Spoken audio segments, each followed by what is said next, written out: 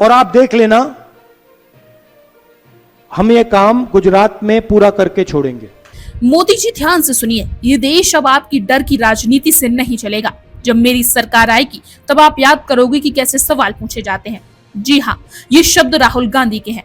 वो राहुल गांधी जो कभी चुप रहते थे, जो आरोपों पे बस डिफेंसिव हो जाते थे, लेकिन अब वो गुस्से में है, और गुस्सा भी ऐसा कि पूरे लहजे में आक्रोश छलकता है। और इस गुस्से की वजह रॉबर्ट वाड्रा से हुई ईडी की पूछताछ। एक पुराना मामला, नई जान पड़ गई उसमें, और पूरा गांधी परिवार इसे मान रहा है राजनीतिक बदले की कार्रवाई। राहुल गांधी का अब तक का सबसे तीखा बयान। 15 अप्रैल 2025 की दोपहर राहुल गांधी एक प्रेस कॉन्फ्रेंस में आते हैं और माइक पर जो बोलते हैं वो अगले 24 घंटे में हर न्यूज चैनल की हेडलाइन बन जाता है। राहुल गांधी ने कहा, मोदी सरकार अब गिरने वाली है, जितना डराना है डरा लो, जितनी ईडी भेजनी है भेज लो, लेकिन याद रखना, जब मेरी सरकार बनेगी तब तुम्हारे भी जवाब देने का वक्त आएगा। ये कोई भावात्मक प्रक्रिया नहीं थी, ये एक सुनियोजित ललकार थी, सत्ता के शिखर को दी गई सीधी चेतावनी थी। आखिर रॉबर्ट वाड्रा को क्यों बुलाया गया? रॉबर्ट वाड्रा प्रियंका गांधी के पति, व्यवसायी और कई बार राजनीतिक निशाने पर रहे। ईडी ने उन्हें एक बार फिर पूछताछ के लिए बुलाया है। मामला जुड़ा है लंदन स्थित एक आलीशान संपत्ति से, एक फ्लैट जिसकी कीमत 19 करोड़ रुपए से ऊपर आंकी गई है, और आरोप है कि ये प्रॉपर्टी खरीदी गई है घूस के पैसों से, जो एक विदेशी रक्षा सौदे में दलाली से जुड़ा था। ईडी का आरोप, रॉबर्ट वाड्रा ने लंदन में जो प्रॉपर्टी खरीदी वो एक संदिग्ध व्यापारी से जुड़ी थी। वह व्यापारी उन रक्षा सौदों में शामिल रहा जिसमें दलाली के आरोप लगे। पैसा हवाला के जरिए भारत से विदेश भेजा गया। रॉबर्ट वाड्रा का जवाब, यह सब राजनीति से प्रेरित है, मैं किसी गलत काम में शामिल नहीं रहा, ये सब मेरे ससुराल को बदनाम करने का षड्यंत्र है। गांधी परिवार की नाराजगी, बदले की राजनीति का आरोप। कांग्रेस पार्टी का आरोप सीधा है, हर चुनाव से पहले गांधी परिवार को निशाना बनाया जाता है। National Herald case, Priyanka Gandhi के ट्रस्ट पर इनकम टैक्स रेड, अब रॉबर्ट वाड्रा से पूछताछ। राहुल गांधी का कहना है, मोदी जी ये संस्थाएं आपकी पर्सनल बदले की मशीन नहीं है, लेकिन याद रखना, जब लोकतंत्र वापस लौटेगा तब तुम्हें इसका जवाब देना होगा। मामला सिर्फ वाड्रा का नहीं, संदेश मोदी को। राहुल गांधी समझ चुके हैं कि ये लड़ाई अब केवल कानून नहीं, राजनीतिक युद्ध है। उन्होंने साफ कर दिया है कि अब वो सिर्फ बचाव में नहीं रहेंगे, अब वो हमलावर बनेंगे, और जो हमला उन्होंने किया है वो सीधा मोदी जी की तरफ है। उनकी भाषा, उनकी बॉडी लैंग्वेज और उनके शब्द सब बदल चुके हैं। मोदी जी, जितना डराना है डरा लो, लेकिन तुम्हारा टाइम अब खत्म होने वाला है। जनता के सामने अब नया राहुल गांधी। सालों तक राहुल गांधी को पप्पू कहा गया, उनकी हर बात का मजाक उड़ाया गया, लेकिन अब वह राहुल गांधी सत्ता को खुली चुनौती दे रहे हैं। 2024 के लोकसभा चुनाव के बाद जब कांग्रेस ने सीटें बढ़ाई, राहुल गांधी ने तब से ही टोन बदला। संसद में तीखा भाषण, छात्र आंदोलन में भागीदारी, किसान आंदोलन का सपोर्ट, और अब ईडी की कार्रवाई पर सीधा जवाब। ये सिर्फ गुस्सा नहीं, ये रणनीतिक आक्रोश है। विपक्षी एकता को नया मुद्दा। राहुल गांधी के इस बयान से विपक्षी दलों ने हाथों हाथ लिया है। ममता बनर्जी, गांधी परिवार पर हमला बंद करो, मोदी सरकार लोकतंत्र को मिटा रही है। अरविंद केजरीवाल, हर विपक्षी को ईडी का डर दिखाना अब बीजेपी का नया नियम है। शरद पवार, रॉबर्ट वाड्रा को परेशान करना असली मुद्दों से ध्यान भटकाने का तरीका है। इस सब का मतलब 2029 की तैयारी में राहुल गांधी का गुस्सा अब विपक्ष की ताकत बन सकता है। क्या मोदी सरकार वाकई डर गई है? अब सवाल ये भी है, क्या बीजेपी को राहुल गांधी की इस आक्रामकता से फर्क पड़ता है? भीतर से खबरें हैं कि बीजेपी अब वाड्रा मामले को और तेजी से आगे बढ़ाएगी, राहुल गांधी के बयान को धमकी बताकर जनता के सामने पेश करेगी। लेकिन बीजेपी को भी मालूम है, राहुल अब चुप बैठने वालों में से नहीं है। मामला सिर्फ कानून का नहीं, अब नैरेटिव की लड़ाई है। ये लड़ाई अब अदालतों की नहीं है, ये लड़ाई जनता की अदालत में नैरेटिव की है।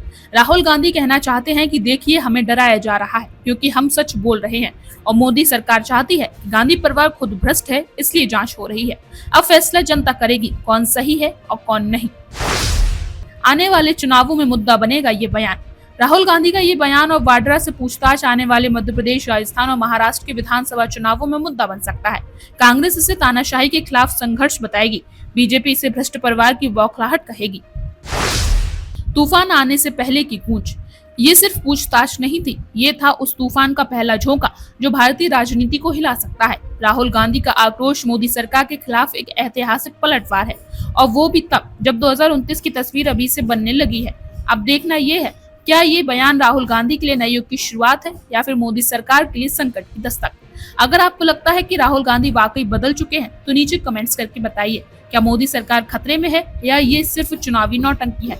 वीडियो को लाइक करें, शेयर करें और ऐसे गहराई से विश्लेषण के लिए चैनल को सब्सक्राइब करना ना भूलें।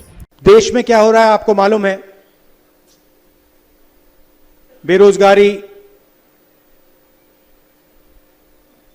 2-3 अरबपतियों को देश का पूरा धन दिया जा रहा है। यहीं के हैं, आपने ही भेजे हैं अदानी और अंबानी। उनके लिए सब कुछ अवेलेबल है, जो भी उनको चाहिए। एयरपोर्ट, मुंबई का एयरपोर्ट किसी और के हाथ में है। अदानी जी को चाहिए सीबीआई केस लगता है, झटक से चमकता हुआ बोर्ड अदानी एंटरप्राइजेज लग जाता है वहां पे। पोर्ट्स, शुरुआत यहीं से हुई थी। एयरपोर्ट, सीमेंट, इंफ्रास्ट्रक्चर,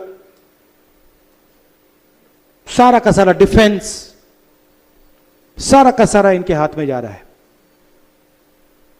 और जनता गुजरात में और पूरे देश में बस देखती जा रही है कि सबसे पहले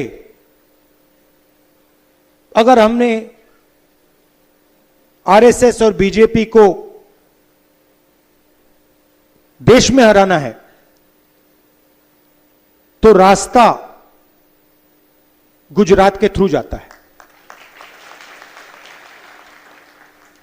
हमें पहले यहां पर जो हमारी ओरिजिनल फाउंडेशन थी, हमारी पार्टी भी, अगर आप सोचें, हमारी पार्टी भी गुजरात से ही शुरू हुई थी।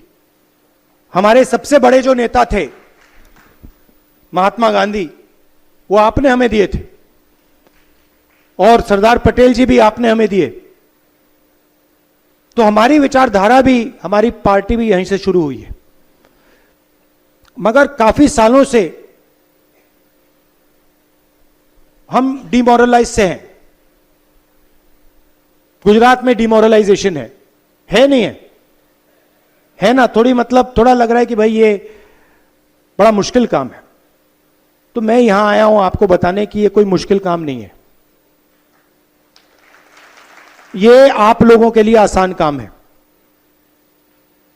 और आप देख लेना, हम ये काम गुजरात में पूरा करके छोड़ेंगे। और आप हमसे जुड़े रहने के लिए सब्सक्राइब करें YouTube पर, फॉलो करें Twitter पर और लाइक करें Facebook पर। और ज्यादा जानकारी के लिए आपको टाइप करना होगा सिर्फ न्यूज़ नशा।